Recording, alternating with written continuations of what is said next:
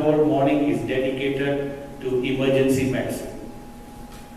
So we are addressing all issues that will percolate right down to the grassroots level. Yeah, my name is Manchu. I'm a small and I'm not so much of medical legal, but it's safe for me to say that all players who are participating in tournaments are covered medical legally by legal insurance, by medical insurance. That's one. Those players who are underage, then their parental consent must be given. That's what I'm talking about. Is picked up for doping control. He has actually signed a contract with AFC that the parents have signed covering legally. So there is a legal consequence to that. Apart from the legal aspect, each and every player of any age should undergo tests to see whether he is suitable for the game or not. Okay, and he should also be under a proper sports seminary institute which produces sports science doctors, but they are not being utilized properly by the football clubs. And I think I can see Dr. Shantiranjan over here. He would agree with me. He's the vice chairman of AFF Medical Committee. I know he has a team of sports medicine doctors, and he moves with his team from district to district,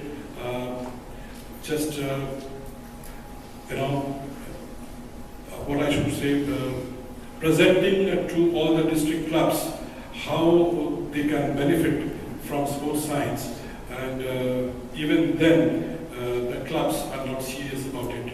I think this point should be driven into them, and they should be convinced how important it is to include sports science in their team management.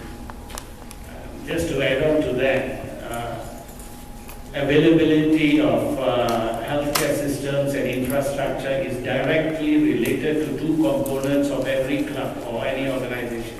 One is administration, and the second most important is finance. When we talk of clubs, there are clubs that I know that travel with a full-time orthopedic surgeon and a full-time sports physician, with 9 physiotherapists and 2 muscles. 10 people in a medical team that travels with the team, and they are today some of the top 20 clubs in the world. So if you need something, you have to market it. You need to have a good marketing arm in order to provide the infrastructure. You cannot go the other way around. The second thing is, this particular, I don't know which incident is it, but if this particular club had at least one doctor to consult for medical advice, even any lay doctor would have said, please don't play. The problem in reality at the ground level is a lot of coaches or managers, they override the decision of the doctors. So there's a price they pay. These do happen at different levels, but at the higher level, I don't think a coach will ever do such a thing. I think it's more at very low levels. It is just unfortunate. But then it takes time to change mindset. It takes time to change the structure.